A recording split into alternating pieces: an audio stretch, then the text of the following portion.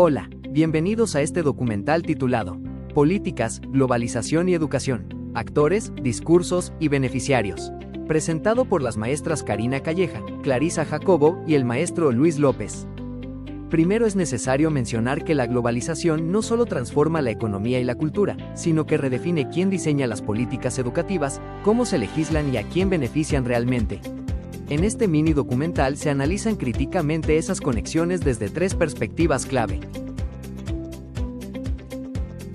La primera perspectiva que mencionaremos es la de Javier Bonal, quien menciona el impacto desigual de las políticas educativas en contextos globalizados. La segunda perspectiva a mencionar es la de Rafael Cordera, quien se enfoca en la internacionalización de la educación como proceso político y económico. Y la última perspectiva es la de Barraza y Barraza, quienes hablan sobre la relación entre políticas públicas, legislación educativa y su implementación real. Capítulo 1. Globalización y educación, un terreno desigual. Tesis de Bonal. Bonal sostiene que las políticas educativas en tiempos de globalización no son neutras, sino que responden a intereses económicos globales, priorizan la competitividad, la eficiencia y la rendición de cuentas, y a su vez benefician principalmente a grupos sociales con mayor capital económico y cultural. Análisis crítico. La globalización impulsa reformas educativas bajo el discurso de la calidad, pero introduce evaluaciones estandarizadas que no consideran desigualdades estructurales.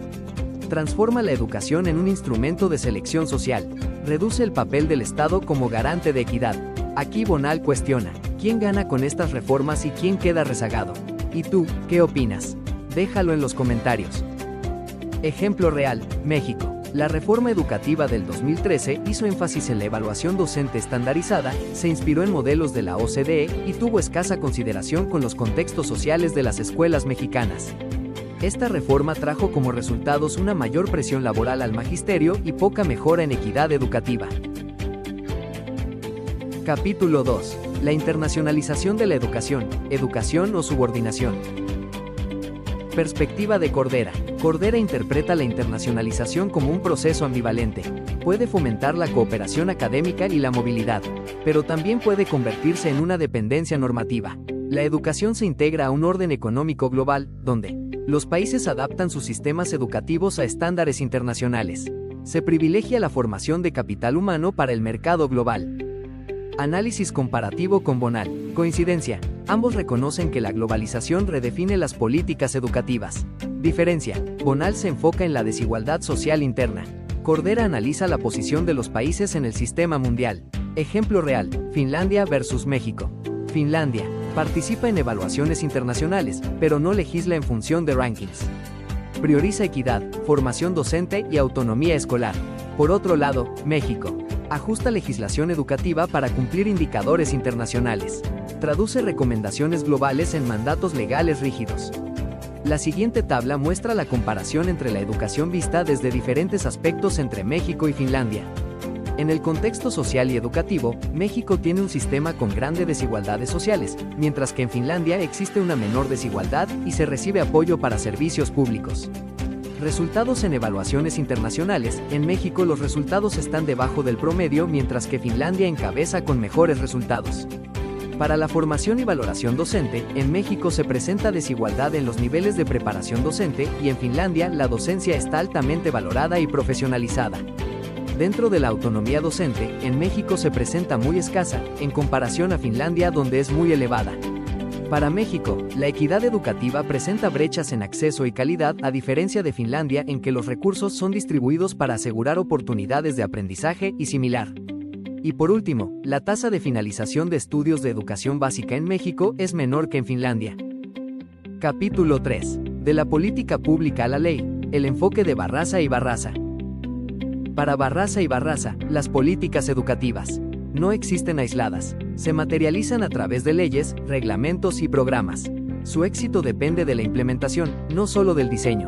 Aporte clave. Las políticas públicas educativas reflejan relaciones de poder entre actores: Estado, organismos internacionales, sector privado, magisterio, y la legislación educativa puede facilitar la mejora educativa o convertirse en un instrumento de control y coerción.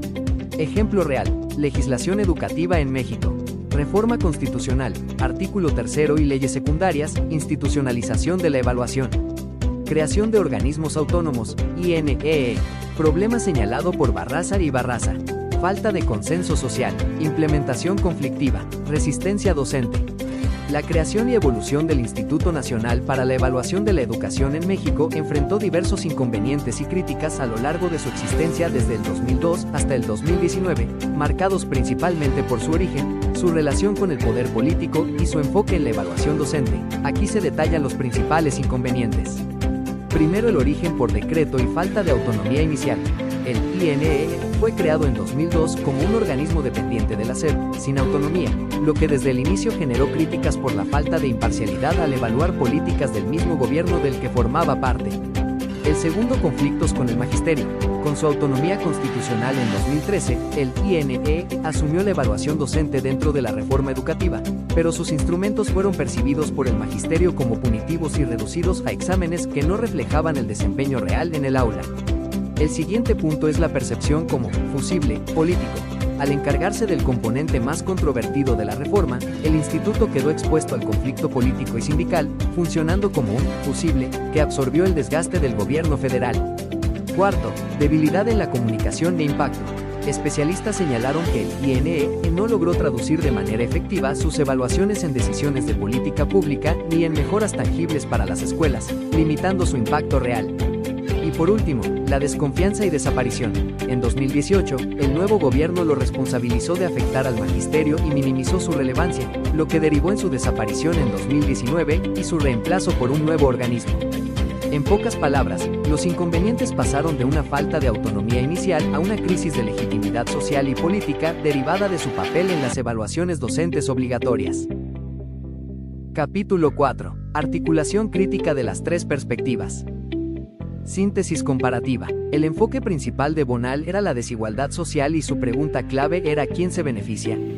Para Cordera, su enfoque era la internacionalización y su pregunta clave era ¿quién define las reglas?